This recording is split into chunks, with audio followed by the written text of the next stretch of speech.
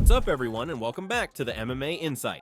Daniel Cormier has finally broken his silence after catching major backlash online. The former champ has been all over MMA headlines this week after middleweight king Khamzat Chimaev clapped back at his criticism, where DC claimed that Khamzat relies too heavily on double leg takedowns. But that wasn't the only thing that stirred the pot. DC also raised eyebrows when he questioned the accuracy of Merab Dvalishvili's all-time UFC takedown record, suggesting the numbers might not have been tracked correctly. Fans didn't take that lightly, especially pointing out that DC never questioned Khabib Nurmagomedov's stats when he landed 22 takedowns in one fight. After days of heat from fans, Daniel finally jumped on Twitter to clarify his stance, writing, "I'm not mad at his takedowns, I'm just saying I've always not quite understood how they score them in MMA. I still don't believe Khabib got 22 takedowns." Meanwhile, Merab Dvalishvili is preparing for a record-breaking 4th title defense, set to happen in just 2 months against his old rival Pereira, where the Georgian will look to take his legacy to another level. As for DC, he recently went on ESPN's Good Guy, Bad Guy show to break things down further and explain where he was coming from, trying to calm the storm while keeping things real. Let's dive in.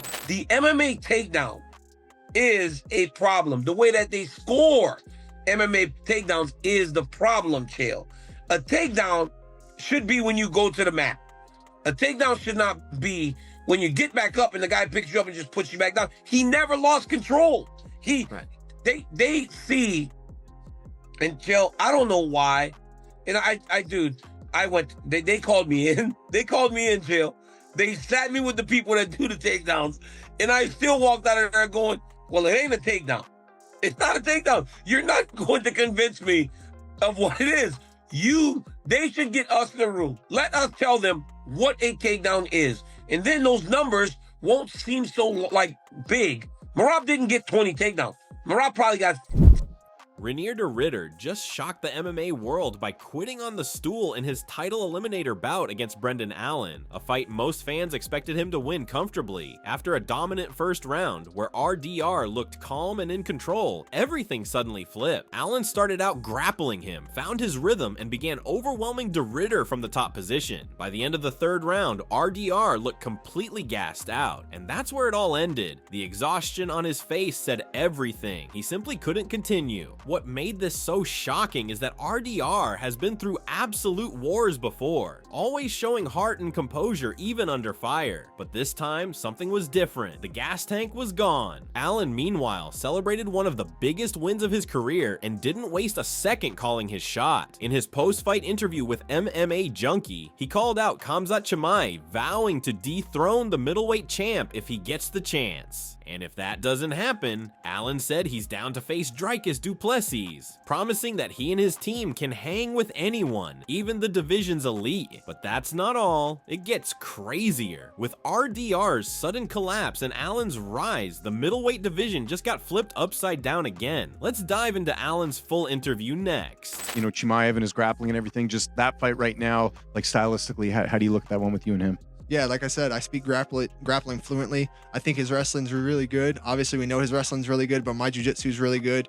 And I think I have a great outlook for that fight if that's what happens now or whenever. But I also have the best minds and the best guys to help me prepare. And no matter what, we'll be ready. Full camp, for sure. I'm ready for anyone in the world. I just was trying to be smart. I knew if I get him down again, I know I'm gonna get him off. Like I said, I told other people that there's no way he could keep that pressure that he was trying so hard, squeezing so hard in the first. There's no way that he can keep that for more than 2 rounds, let alone 5. So.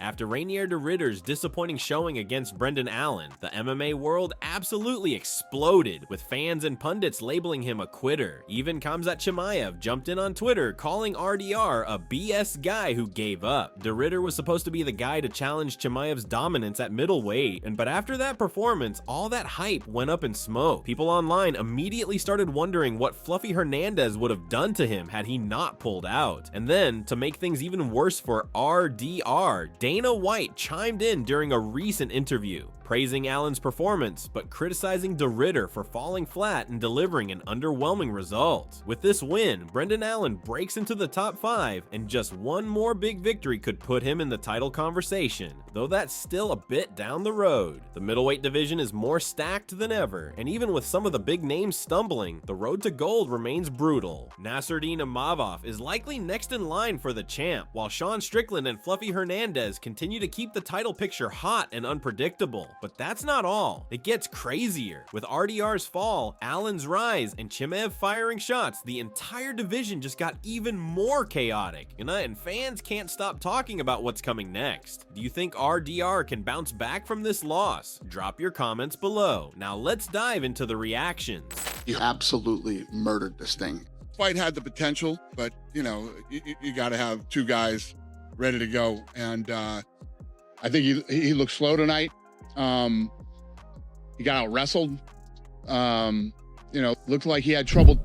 Joe Rogan just dropped a huge statement, saying he genuinely believes a Jon Jones versus Alex Pereira matchup could be the biggest fight in the history of combat sports. On a recent podcast with Andrew Schulz, they broke down all the buzz around Jones possibly returning for the White House event, and man, things got wild fast. Pereira seems dead set on moving up to heavyweight and finishing his career there, which instantly makes a Jones matchup a real possibility. The big question now, would it be Jon Jones himself, or the winner of Tom Aspinall versus Cyril Gain stepping in? Nobody knows yet, but the speculation is already out of control. But that's not all. It gets crazier. Khamzat Chimaev has thrown gasoline on the fire, teasing that he might chase Pereira at heavyweight, showing he's willing to go to insane lengths just to make that fight happen. With all that going on, the heavyweight picture in the UFC has become completely unpredictable, and fans are losing their minds over these possible matchups. So what do you think, fight fans? Who should Alex Pereira face next? Would you rather see a title defense against Carlos Ulberg or go all out with the super fight against Jon Jones? Leave your comments below. Now let's roll the footage.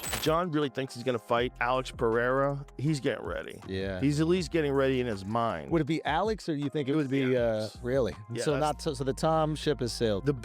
No, it hasn't sailed, but the big money fight is Alex and Jon Jones at the White House. Yeah. Are you fucking kidding me? Yeah. Catch weight.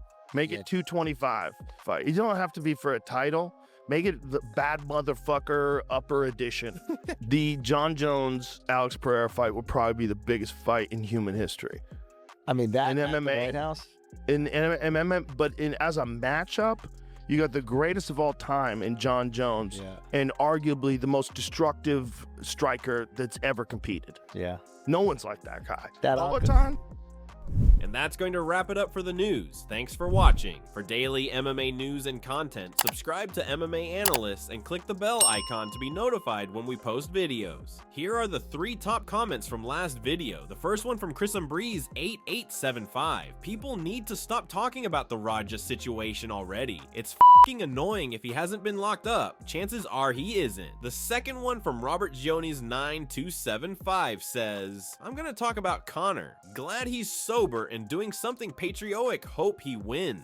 And the last one is from Sigmon M3P says, Conor would have won being president if it was 2016 or 2017, but he's a complete joke now. Those were the top comments from last video. If you want to be featured in the next one, all you have to do is comment down below. And if you missed yesterday's news, click the video on screen right now to get caught up. See you in the next video.